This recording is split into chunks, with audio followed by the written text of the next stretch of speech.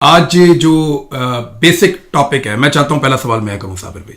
بالکل کریں جناب. جو آج بیسیکلی ہمارا ٹاپک ہے وہ ہے نواز شریف. میاں صاحب کو ری لانچ. ہاں، میاں صاحب کو نکالا گیا سردیوں میں جیسے رضائیاں نکالتے ہیں الماریوں میں سے، پیٹیوں میں سے. پھر میاں صاحب کو دھوپ لگوائی گئی. اب دھوپ لگا کے چیک کر رہے ہیں کہ اس میں اسمیل تو نہیں پڑ گئی. تو آہستہ آہستہ میاں صاحب کو دیکھ رہے ہیں، ان کا حساب کتاب لگایا اسٹیبلشمنٹ نے. میاں صاحب کی پارٹی میں ری لانچ کیا گیا. میں نے آپ کو 2-3 دن پہلے بتایا تھا، اور صابر بھائی یہ خبر آپ کے پاس بھی آئی تھی جب ہماری ڈسکشن بھی ہوئی تھی. جی ہاں بالکل. کہ پی ایم ایل این کے اندر اب یہ کھجلی دوبارہ شروع ہو گئی ہے کہ لیڈر تو نواز شریف ہے. ہاں جی. اور سادہ اکثریت مل گئی ہے. تو سادہ اکثریت ملنے کے بعد میاں صاحب کو لایا جائے اور لا کر انہیں وزیر اعظم پاکستان بنایا جائے. آج آپ نے غور کیا میاں صاحب نے جو کپڑے پہنے ہوئے ہیں یہ ایگزیکٹلی وہی کپڑے ہیں جو وہ بطور وزیر اعظم پہن کے پھرتے تھے. اور بڑے لمبے عرصے کے بعد میاں صاحب نے اس قسم کا لباس دوبارہ زیب تن کیا ہے. تو میاں صاحب کا پہلے تو آپ یہ بتا دیں کہ اب موڈ کیا لگتا ہے. اچھا، پہلے تو موڈز پہ جانے سے پہلے میاں صاحب کے بارے میں آج کوئی تھوڑی سی ریسرچ آپ نے کی ہے. بہت ہی اہم دستاویزات آپ کے پاس بھی ہیں اور بہت ہی امپورٹنٹ دستاویزات میرے پاس. ہاں جی. ری لانچنگ سے پہلے میاں صاحب 19/9/2020 انہوں نے ایک ٹویٹ کیا تھا. انقلاب کا دور. ہاں، انقلاب کا دور. انہوں نے کہا تھا ووٹ اور کووڈ اپنی عروج پہ تھا. جی ہاں بالکل. ووٹ کو عزت دو. یہ میرے سامنے میاں صاحب کا ٹویٹ ہے. اس کی کاپی ہم آپ کو دکھا بھی دیں گے. ووٹ کو عزت دو. ووٹ کو عزت دو. اور اس کے بعد میاں صاحب نے ووٹ کو عزت دینا شروع کر دی. اور پھر یہ ہوا کہ ووٹ کی جگہ پہ پہلے واؤ کی جگہ پہ بے لگا دیا اور بوٹ کو عزت دینا شروع کر دی. اب ٹویٹر اکاؤنٹ بنا دیا گیا. ہم آپ کو آج کیونکہ ری لانچنگ ہوئی ہے نا جی، تو ہم آپ کو آج کچھ باتیں بتانے لگے. میرے پاس میں نے پھر جا کے وہ کیا، ٹویٹر اکاؤنٹ پہ گئے میاں صاحب کے، دیکھا واحد ذریعہ جو میاں صاحب کے اور قوم کے بیچ میں رابطے کا تھا، کیونکہ میاں صاحب تو چپ تھے آج سے پہلے. جی ہاں، سوشل میڈیا پہ. ہاں جی بالکل. ہم گئے تو وہاں دیکھا تو مجھے پہلی جو ٹویٹ نظر آئی ووٹ کو عزت دو کے بعد کہ انتہائی مخلص اور بااعتماد ساتھی عرفان صدیقی صاحب کی وفات سے دلی رنج ہوا اور میرے دل میں ان کی بہت اچھی اور لازوال یادیں ہیں. ان کو ہوا جی دلی رنج. اور پھر یہ پہلی ٹویٹ ہے. دوسری ٹویٹ میرے پاس ہے اور وہ ٹویٹ ہے کہ افتخار چیمہ صاحب کی ناگہانی وفات پر دلی رنج ہوا. وہ مسلم لیگ نون کے باوفا رکن اور میرے مخلص ساتھی تھے. تیسری ٹویٹ ہے 16 اگست 2025 کی کہ خیبر پختونخوا میں سیلابی ریلا، قیمتی انسانی جانوں کے ضیاع پر افسوس ہوا. یہ ایک اور بھی ہے. ہاں، یہ 13/6/2025 کی ہے. 13/6/2025 ہے. اچھا جی. وہاں پہ کچھ اور جانیں چلی گئی. ہاں جی. ایران کے اندر اس پہ انہوں نے افسوس کا اظہار کیا. ٹھیک ہے. اور اس کے بعد پھر ایک اور ٹویٹ ہے، وہ ہے 12/6/2025. یہ ترتیب کے ساتھ ہے. اور انہوں نے پھر کچھ فیملیز کے ساتھ جو انڈیا میں کوئی ایک جہاز گر گیا تھا، اس میں ان کو افسوس ہوا، احمد آباد والا، اس پہ افسوس کا اظہار کیا. اور اس کے بعد پھر 7/6/2025 کو میاں صاحب کہتے ہیں عید مبارک، خیر مبارک. اس کے بعد میاں صاحب یہ عباس افریدی صاحب کی ناگہانی وفات آپ مس کر گئے. یہ ہاں جی 6/6/2025 6/6/2025 کو پھر ہمارے سینیٹر تھے عباس افریدی صاحب، وہ وفات پا گئے. ان پہ افسوس کا اظہار کیا. ٹھیک. اور اس کے بعد پھر آگے آ جاتا ہے جی 10 مئی 2025. اس میں انہوں نے کہا کہ فوج کے سپہ سالار جنرل عاصم منیر صاحب کو، چیف آف آریا اسٹاف کو مبارکباد دی. اچھا جی. اس کے بعد مرکزی جمعیت اہل حدیث پاکستان کے امیر پروفیسر ساجد میر صاحب انتقال کر گئے. دلی رنج ہوا اور ان کی خدمات کو خراج تحسین پیش کیا. میاں صاحب مارچ کی، پھر اس سے بعد میرے پاس ہے کوئی ڈیٹا جی. 20 مارچ کو میاں صاحب کہتے ہیں جی حافظ حسین احمد صاحب کا بڑے زبردست اور اچھے سیاستدان تھے، یہ فضل الرحمان صاحب کی پارٹی سے، ان کا انتقال ہوا، اس کے اوپر افسوس کا اظہار کیا. پھر جعفر ایکسپریس کے اندر جو لوگ شہید ہو گئے اس پہ افسوس کا اظہار کیا. پھر اسرار احمد خان صاحب کی ناگہانی وفات پر میاں صاحب نے افسوس کا اظہار کیا. اور یہ جناب 2024 کا آخری ٹویٹ ہے ان کا میاں صاحب کا. پھر صدیق الفاروق صاحب کی ناگہانی وفات پر دلی رنج ہوا میاں صاحب کو. پھر بلوچستان میں قیمتی جانوں کے ضیاع پہ دلی رنج ہوا میاں صاحب کو. رحیم یار خان میں ڈاکوؤں نے پولیس والوں کو مارا، اس پہ دلی رنج ہوا میاں صاحب کو. اور پیپلز پارٹی کے سینئر رہنما سینیٹر تاج حیدر صاحب کی ناگہانی وفات پر دلی رنج ہوا میاں صاحب کو. میاں صاحب کے یہ جو پچھلے لگ بھگ 1 سال سے زیادہ ہو گیا جب سے میاں صاحب پاکستان آئے ہیں, جی ہاں, میاں صاحب نے اس کے بعد سے زیادہ تر غم اور رنج کا اظہار کیا. اور یہ تکلیف میاں صاحب کی جو ہے, یعنی تکلیف کے موقع پر, کسی کی موت کے موقع پر ہی میاں صاحب کا کوئی ٹویٹ آتا تھا, کسی بری خبر کے اوپر ہی میاں صاحب کا کوئی ٹویٹ آتا تھا, کیونکہ قوم کو دینے کے لیے کوئی اچھی خبر, کوئی خوشخبری, کوئی علامتی طور پہ بہتر چیز بھی میاں صاحب کے ہاتھ نہیں لگی. یعنی ان کی ٹوٹل یہ 2 سال ان کی حکومت کو ہونے والے ہیں, 2 سال کی کارکردگی, ان بندوں کا انتقال, جی ہاں, انڈیا کے اندر طیارے کا کریش, بالکل ٹوٹل کارکردگی ان کی, جو بندے مارے گئے ان کے بارے میں یا فوت ہو گئے ان کے بارے میں, یا کوئی دہشت گردی کا واقعہ ہوگا اس کے بارے میں, میاں صاحب نے قوم سے صرف افسوس کا اظہار کیا ہے. اس کے علاوہ کوئی خوشخبری, کوئی بہتر چیز میاں صاحب قوم کو نہیں دے پائے. اور دوسرا, میاں صاحب نے آج تک ہمارا بھارت نے ہم پہ حملہ کیا, بہاولپور پہ کیا, سیالکوٹ میں کیا, کوئی بڑک بھی نہیں ماری میاں صاحب. اور میاں صاحب نے نہ ہی کوئی بڑک ماری اور نہ ہی اس کی مذمت کی. مودی بھائی کے ساتھ کسی قسم کی کوئی ناراضگی کا اظہار نہیں کیا. اب یہ حالت میاں صاحب کی کس نے بنائی؟ میاں صاحب نے خود ذاتی طور پہ. دیکھیں, میں نے میاں صاحب کو بولتے ہوئے سنا صابر, ہاں جی, میں سیریسلی میں اعتراف جرم کرتا ہوں, میں نے سنا, میں نے خود اپنے کانوں سے سنا میاں صاحب کو آج بولتے ہوئے. اور اس میں نا مجھے ایک چیز کلیئر ہو گئی کہ اب اگر کوئی آدمی یہ بات کرے نا کہ میاں نواز شریف صاحب نے یہ جو کچھ بھی ہوا گزشتہ 3.5 سال میں مجبوری کی وجہ سے ساتھ دیا اسٹیبلشمنٹ کا, تو اس آدمی کو کان پکڑوانے چاہیے اور پھر اس کے بعد جوتے بھی مارنے چاہیے کہ بے شرم آدمی تم اب بھی آگے ہو ڈیفینڈ کرنے کے لیے. آج میاں نواز شریف نے ثابت کیا کہ پاکستان کے اندر جتنا ظلم, جتنا جبر, جتنی فسطائیت ہوئی, پاکستان میں ایک الیکشن چوری کیا گیا, پاکستان کے اندر فوجی عدالتوں سے سویلین کو سزائیں دلوائی گئیں, پاکستان میں آئین کو مکمل طور پہ پامال کر کے تباہ و برباد کر دیا گیا, عدلیہ کو جو ہے وہ پامال کر دیا گیا, اس کے اوپر کنٹرول کر دیا گیا, پارلیمان کو باقاعدہ بوٹوں تلے رون دیا گیا, تمام اداروں کی سپیس واپس لے لی گئی, میڈیا کو قید کر دیا گیا, میڈیا کی آواز بند کر دی گئی, جبری گمشدگیاں کی گئیں, چادر اور 4 دیواری کا تقدس پامال کیا گیا, خواتین کو سڑکوں پہ گھسیٹا گیا. جو کچھ بھی پاکستان میں بدتمیزی اور بے شرمی کا ایک بازار گرم ہوا اور جو کچھ پاکستان میں کیا گیا, اس کے پیچھے میاں نواز شریف کی مجبوری نہیں, ان کا شوق تھا. آج میاں صاحب نے اس کو سیلیبریٹ کیا ہے. دیکھیں, میاں نواز شریف صاحب کے لیے سمپل ہے, میاں صاحب آج مبارکباد دے رہے تھے نا ان کو جو یہ ابھی جیت کر آئے ہیں نئے فارم 47 والے. دیکھیں, ہری پور میں تو الیکشن جیسے ہوا وہ ساری دنیا کو اب پتا ہے, آپ کو خندقیں کھودنی پڑ جائیں, خاردار تارے لگانی پڑ جائیں, آپ کو آر او کا دفتر تبدیل کرنا پڑ جائے, آپ کا جو ہے وہ اچانک سے صرف چند پولنگ سٹیشن کے اوپر, یعنی 25 پولنگ سٹیشن پہ 20% پولنگ سٹیشن آپ چن لیں اور وہاں پہ آپ کا 70% سے زیادہ چلا جائے, جی ہاں, ٹرن آؤٹ, اور باقی جو آپ کے 80% پولنگ سٹیشن ہے وہاں پہ 20% سے بھی کم رہے, 5.6, تو پھر یہ کون سا الیکشن ہے؟ یہ ساری دنیا کو پتا ہے الیکشن میں کیا ہوا ہری پور میں اور لاہور میں. باقی پاکستان تحریک انصاف نے بائیک آؤٹ کیا تھا. میاں صاحب نے ان کو بلا کر مبارکباد دی اور میاں صاحب نے اس بات پہ مہر لگائی کہ جیسے میں جیتا تھا ویسے ہی تم جیتے ہو. دیکھیں, اگر کوئی بھی غیرت مند سیاستدان ہو, میں یہ پھر کہوں گا کوئی بھی غیرت مند سیاستدان ہو جس میں تھوڑی سی بھی غیرت باقی ہونا, تو وہ یاسمین راشد کے حلقے کے فارم 45 نکال کے پڑھ لے, اور جب بھی کبھی وہ فارم 45 نکال کر پڑھے گا وہ چلو بھر پانی میں ڈوب کے مر جائے گا, یا کم سے کم غیرت سے ہی مر جائے گا اگر تھوڑی سی بھی غیرت ہوگی تو. میاں صاحب کو نہ کچھ بھی بولنے سے پہلے یاسمین راشد صاحبہ کے وہ نکال کر فارم پڑھنے چاہیے. اور مجھے ایسا لگتا ہے صابر بھائی, یہ اس لانچنگ کے اوپر میں آپ سے سوال کرنا چاہتا ہوں کہ میاں صاحب کو 26 نومبر کی پہلی برسی کے موقع پر لانچ کیوں کیا گیا؟ دیکھیں, روزانہ ایک نیا کٹا کھولا جا رہا ہے نومبر کے مہینے میں, روز. ہاں جی, میں روز دیکھتا ہوں ایک نیا کٹا کھولا جاتا ہے, اور اب اتنا بڑا کٹا کھول دیا ہے کہ ہر طرف سمیل پھیل گئی ہے. یہ مجھے آپ بتائیں کہ میاں صاحب کو اس وقت یہاں پہ لانچ کیوں کیا گیا؟ دیکھیں, آج 26 نومبر کو 2 بڑے واقعات ہیں. ایک تو 26 نومبر کا قتل عام 1 سال ہو گیا.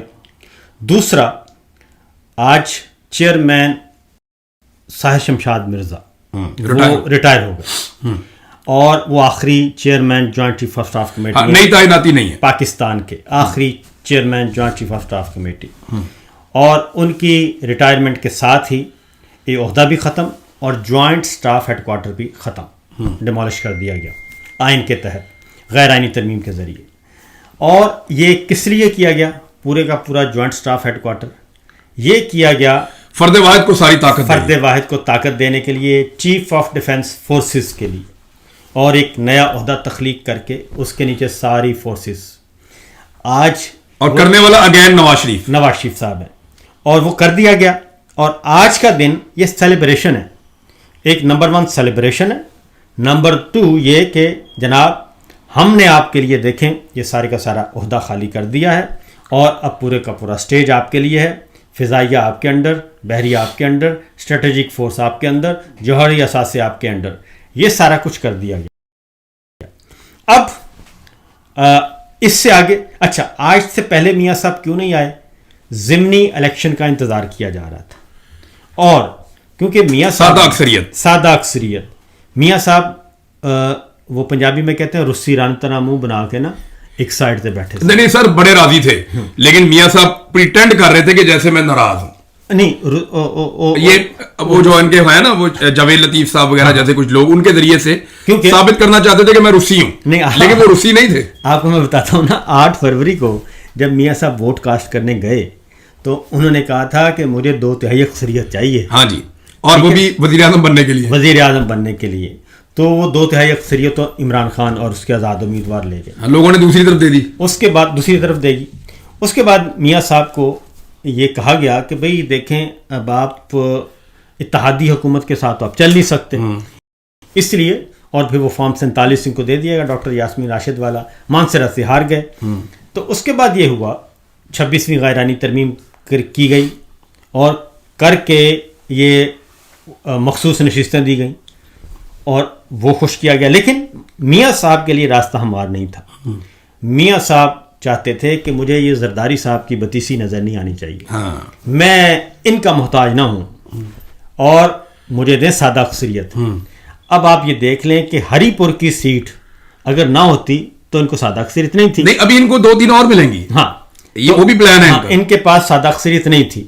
ہری پور کی سیٹ وہ خندقیں کھود کر وہ بھی دے دی گئی، اور ان کے پاس آ گئے سادہ نمبر۔ سر ابھی آپ کو پتا ہے جو ان کو یہ نمبر ملے ہیں، اس کی بنیاد پہ ان کو خواتین کی سیٹ بھی، اور یہ ایسے ہو جائے گا، جی ہاں بالکل، وہ بھی اب پتہ نہیں کس کا حق ماریں گے، یہ کچھ کریں گے ضرور، یہ پیپلز پارٹی کے ڈی سیٹ کروائیں گے یا کس کے، کیونکہ کہیں نہ کہیں سے تو ان کو کرنا پڑے گا، وہ پرپورشن انہوں نے اپنے کھاتے میں تو لینا ہے، کیونکہ پی ٹی آئی کے پاس تو ہے نہیں۔ ہاں جی، تو اب وہ جو آئی ہیں مزید 6 سیٹیں، ان میں سے ان کے ساتھ 2 اور آئیں گی، ان کے ساتھ 2 اور آنی ہیں، کس کے آئیں گے؟ اب سادہ اکثریت میاں صاحب کو مل گئی۔ اب میاں صاحب، اور اس سے پہلے ایک تھوڑا سا پیچھے کہ نوٹیفیکیشن نہیں ہو رہا، اس وقت تک جب ہم بات کر رہے ہیں نوٹیفیکیشن نہیں ہو رہا۔ 27ویں غیر آئینی ترمیم جو ہے اس کے 2 پورشن تھے، ایک جوڈیشری سے متعلق اور ایک تھا فوج سے متعلق۔ جوڈیشری سے متعلق والا پورشن تھا، وہ تو عمل درآمد ہو گیا، 8 گھنٹے کے اندر ہر چیز ہو گئی، فوج والا ابھی تک اٹکا ہوا ہے، تو یہ مل گیا نا جو میاں صاحب کو چاہیے، سادہ اکثریت مل گئی، مسئلہ کوئی نہیں ہے۔ پیچھے نا ایک ڈیمانڈ لسٹ پڑی ہے ڈو مور کی، کہ جناب آپ یہ کام کریں، یہ کریں، یہ کریں، پھر نوٹیفیکیشن ہوگا۔ اب سادہ اکثریت مل گئی، اب اگلے 5 سال کا جو ایگریمنٹ ہے کہ ہم آپ کو 5 سال دے رہے ہیں اور آپ ہمیں اس کے جواب میں کیا دیں گے۔ اب وہ پھر اگلا کھیل جو ہے، اگلا الیکشن بھی مانگنا ہے، اس سے پہلے ان ہاؤس تبدیلی، اور آپ کو لگتا ہے کہ نواز شریف کو اب وزیر اعظم بنا دیا جائے گا؟ دیکھیں خواہش تو بہت ہے پی ایم ایل این کی، اور اگر مسلم لیگ نون سادہ اکثریت لینے کے بعد بھی نواز شریف کو وزیر اعظم نہیں بناتی تو یہ تو ان کی بہت بڑی شکست ہو جائے گی، بہت بڑی شکست۔ میں کہتا ہوں کہ اگلے 24 گھنٹے کے اندر اندر شہباز شریف صاحب کو استعفیٰ دے دینا چاہیے اور بن جانا چاہیے وزیر خارجہ بن جائیں، بہت اچھا وزیر خارجہ بن جائیں، شہروں کا ان کو شوق بھی ہے، لگے رہے گا، اور میاں صاحب کو بنائیں وزیر اعظم۔ اگر ابھی بھی نہیں بناتے تو اس کا مطلب یہ ہے کہ پھر میاں صاحب کو وہ فارم 47 ڈاکٹر یاسمین راشد والا پرابلم سب سے بڑا پرابلم پھر دوبارہ واپس آ جائے. دیکھیں میاں صاحب نا ولنریبل ہے بہت زیادہ. میاں صاحب کا ابھی تک معاملہ اٹکا ہوا ہے, اور جب بھی کبھی کسی بھی فورم پہ پتہ نہیں اٹکا یہ فیصلہ کیا جائے گا, جب بھی کسی فورم پہ یہ فیصلہ ہوگا کہ میاں نواز شریف سے جان چھڑوانی ہے, تو ہمارے وہ دوست ہیں مطیع اللہ جان, وہ کہتے ہیں جی ان کی لاسٹک کی شلوار ہے. ہم یہ تو نہیں کہتے, لیکن ہم یہ کہتے ہیں کہ میاں صاحب مجھے تو لگتا ہے شلوار ہے بہت بری طرح پھنسے ہوئے ہیں میاں صاحب. میاں صاحب اتنی بری طرح پھنسے ہوئے ہیں کہ وہ فارم 45 وہ آپ نکال کر سامنے رکھ لیں, وہ کسی بھی اینگل سے جسٹیفائی نہیں ہوتے. میٹرک کے بچے کو دیں گے نا تو وہ میاں صاحب کو اٹھا کے باہر نکال دے گا اسمبلی سے. تو میاں صاحب بہت بری طرح پھنسے ہوئے ہیں. بس وہ ایک چیز ہے, اب دیکھیں. تو اس کا مطلب یہ ہوا تو پھر نہیں, تو اس طرح تو سیٹ مریم نواز کی بھی ہے, وہ بھی ایسی ہے. تو مریم صاحبہ کو بھی تو کرنا نا. خواجہ آصف کی بھی ایسی ہے, باقی سب کی ایسی ہے. خواجہ آصف ہیں, اس کے بعد آپ آگے چلیں جائیں عالیہ شہباز شریف بھی بالکل ایسے ہی ہے. سلمان اکرم راجہ صاحب, اون چودھری, سب سے جو بڑی دھاندلیاں ہوئی ہیں نا, اب ایک تو خواجہ آصف والی بڑی کلیئر, نواز شریف والی بڑی کلیئر. کوئی بھی پاکستان میں الیکشن جیت سکتا تھا, سلمان اکرم راجہ سے اون چودھری نہیں جیت سکتا تھا.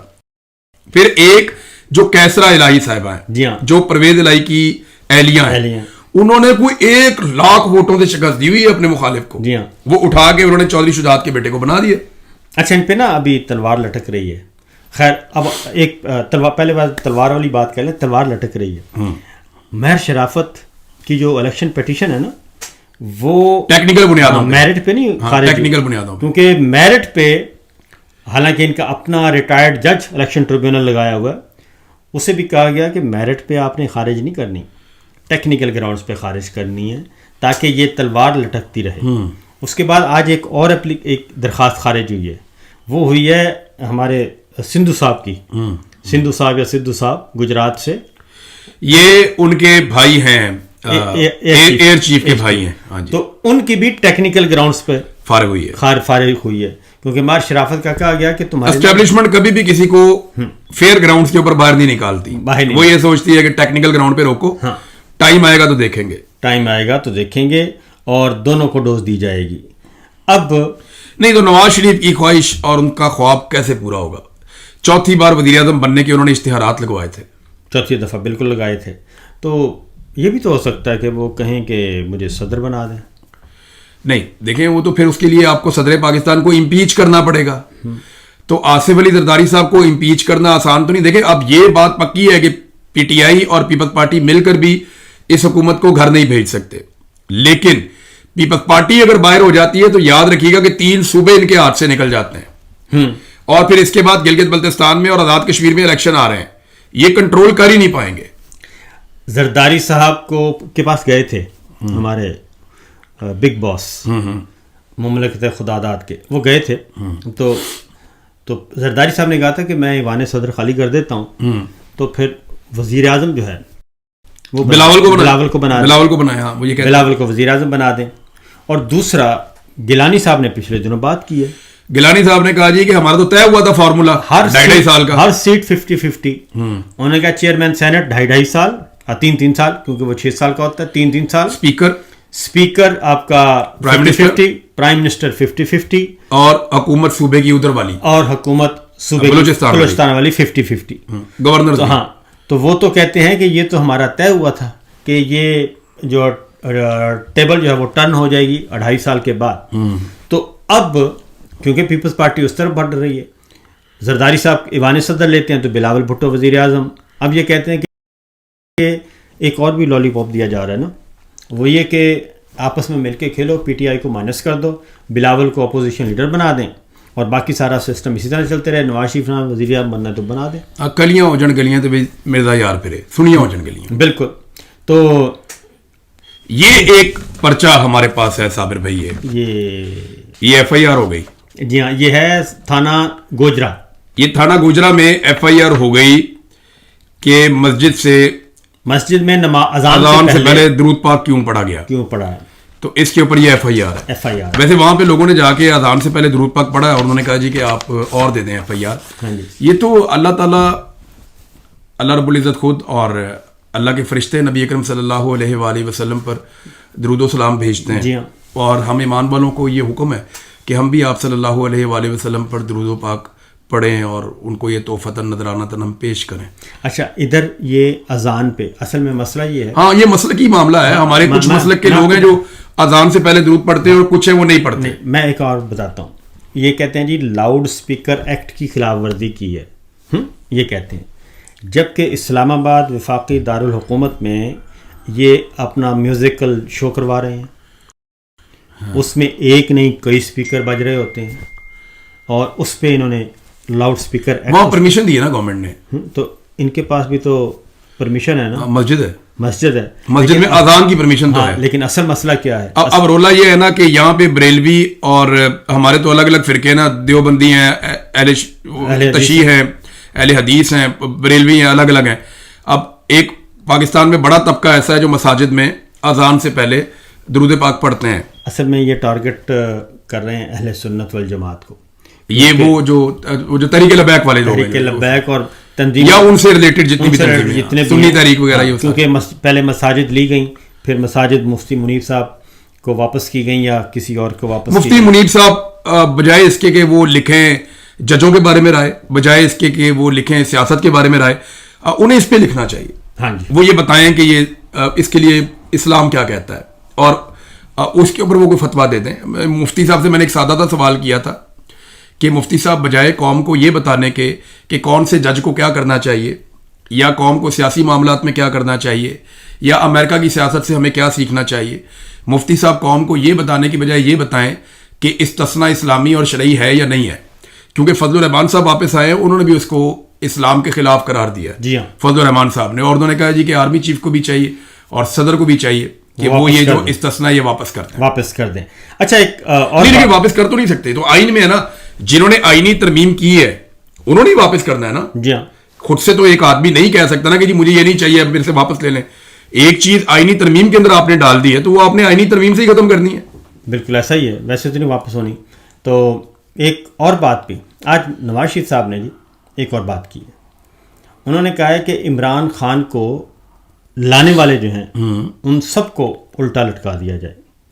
تو وہ تو جنرل عاصم منیر صاحب سے مطالبہ کر رہے ہیں کہ پچھلے جتنے آرمی چیف ہیں, جتنے نہیں, ایک منٹ اس میں ایک چیز آپ دیکھیں کہ 2018 کا الیکشن آپ نے اور میں نے اپنے ایک ساتھ کور کیا تھا. جی ہاں, 2013 کے الیکشن میں عمران خان صاحب کی سیٹیں چھینی گئیں.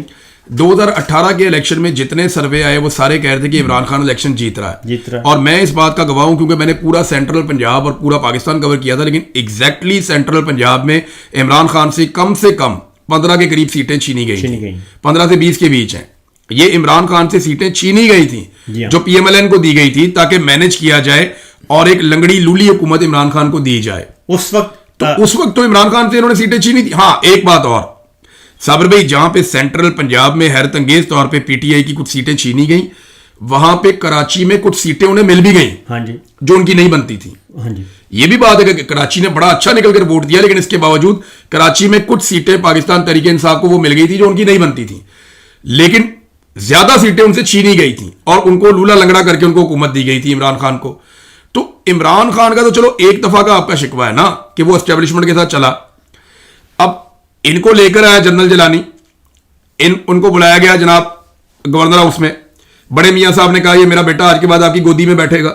انہوں نے گود میں بٹھا لیا, جنرل جیلانی کی گود میں بیٹھ گئے. جنرل جیلانی نے ان کو اقتدار کی سیڑھی چڑھا دی اور ان کو وزارتیں دے دی. وزیر ایکسائز تھے یہ. پھر انہوں نے غیر جماعتی الیکشن کروائے. غیر جماعتی الیکشن کروانے کے بعد ان کو جناب پھر دوبارہ بٹھا دیا, وزیر خزانہ بھی بنایا گیا. بعد میں سچا واقعہ سناؤ. جی بتائیں. چھوٹا سا واقعہ, ٹائم تھوڑا رہ گیا لیکن تھوڑا ہی ہے. یہ ایک تھے فیڈرل سیکرٹری اور چیئرمین سی ڈی اے بھی رہے, فیڈرل سیکرٹری بھی رہے, اور ان سے میری سلام دعا تھی. تو ایک دن انہوں نے کہا میں آپ کو ایک تاریخی واقعہ سناتا ہوں. کہتے ہیں میں تھا اسسٹنٹ کمشنر مری, 1980 کی بات بتا رہے تھے. تو کہتے ہیں مجھے فون آیا اور مجھے آپریٹر نے بتایا کہ جی صوبائی وزیر آپ سے بات کرنا چاہ رہے ہیں. انہوں نے کہا کون سے وزیر ہیں؟ انہوں نے کہا صوبائی وزیر ایکسائز ہیں, کوئی نواز شریف صاحب. تو کہتا ہے میں نے کہا کہ یہ کب بنے ہیں؟ ٹھیک ہے, یہ کب بنے ہیں؟ اور انہوں نے کہا جی کہ بات کر لیں. بات کروائی. تو میں کہتا ہے کہ میں وہ افسر کہتے ہیں اے سی تھا, اے سی مری. وہ کہتے ہیں میں سمجھا کہ اب پتہ نہیں کتنی بڑی بات ہوگی.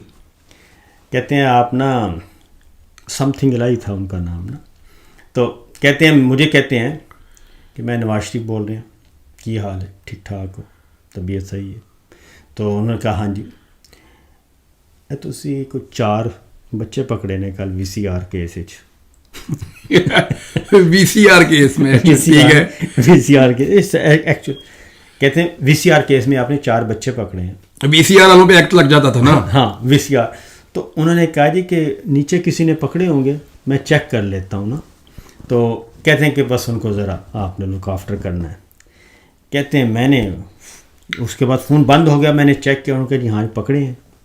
تو کہتے ہیں میں نے کہا چھوڑ دے, وہ چھوڑ دی. کہتے ہیں بات ختم ہو گئی. اس کے بعد کہتے ہیں میری ہو گئی پروموشن, میں ڈپٹی کمشنر بن گیا.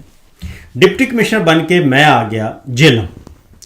تو اگلے الیکشن آ گئے 85 کے. ہاں جی, غیر جماعتی الیکشن جس میں پھر ان کو دوبارہ جی اکوموڈیٹ کیا گیا. 85 کے الیکشن آ گئے. سننے والی بات ہے. کہتے ہیں کہ الیکشن آ گئے تو کہتے ہیں میں ادھر گیا تو نواز شریف صاحب آئے تھے تقریر کرنے.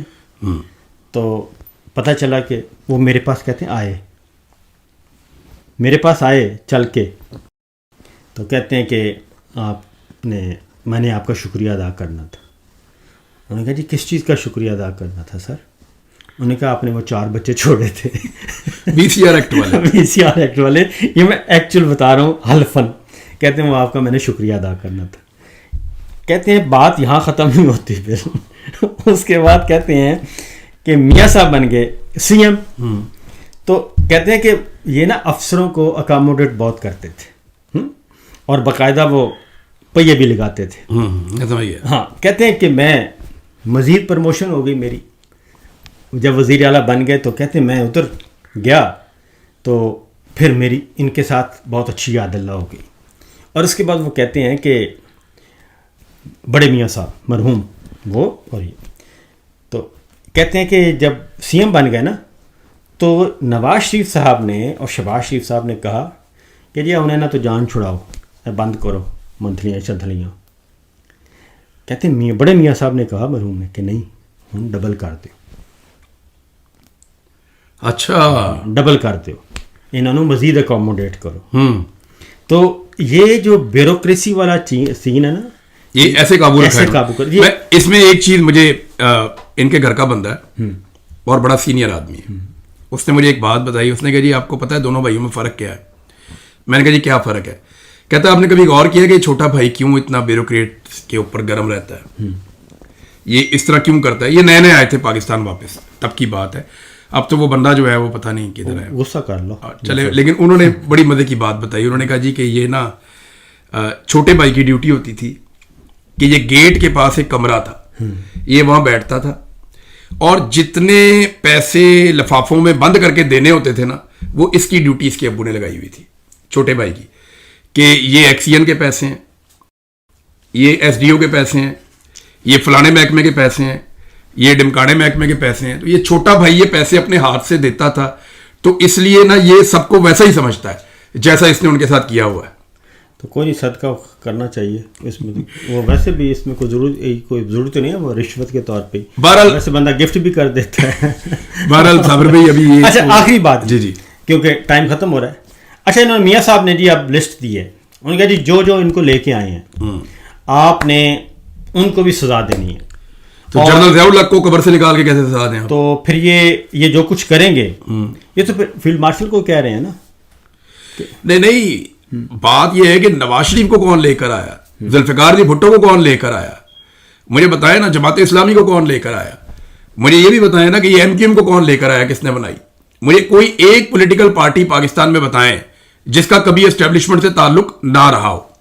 ہر پولیٹیکل پارٹی کا کہیں نہ کہیں, صابر بھائی اس کی وجہ یہ نہیں ہے کہ پولیٹیکل پارٹیوں کا قصور ہے, اس کی وجہ یہ ہے کہ اسٹیبلشمنٹ نے ملک کے اوپر قبضہ کیا ہوا ہے.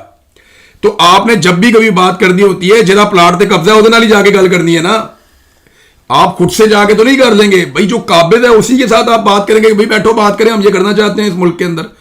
تو قبضہ ایکچولی اسٹیبلشمنٹ کا رہا, اس لیے سب کا کہیں نہ کہیں ان کے ساتھ کوئی نہ کوئی تعلق رہا, چاہے وہ صحافت ہے, چاہے وہ آپ کی سیاست ہے, چاہے وہ آپ کی بیوروکریسی ہے, چاہے وہ آپ کی کوئی بھی ایک بھی نام لینا نہیں چاہتا, بے شمار, کیونکہ ہم یہ جانتے ہیں کہ ہر چیز انہوں نے خود بنائی اور اینڈ میں ہر چیز ان کے اپنے گلے پڑ گئی.